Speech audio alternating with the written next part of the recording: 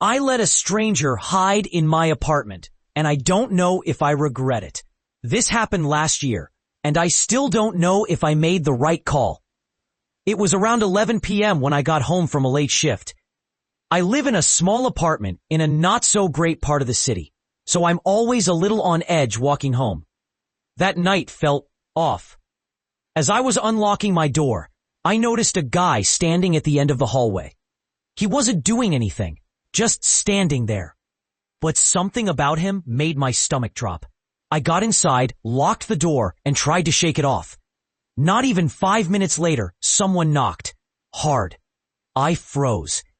It wasn't my neighbor, and I don't have friends who drop by unannounced.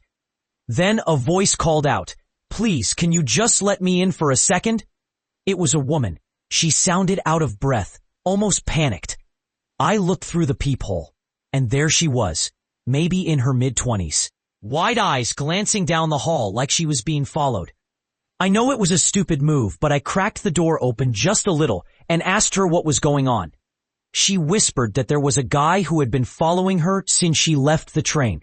She didn't know where else to go. That's when I realized the guy I saw earlier. My heart raced, but I stepped aside and let her in. I locked the door immediately, turned off the lights, and we stood there in the dark, listening. A few seconds later, heavy footsteps passed my door. Slow, like someone was looking for something. Then, nothing.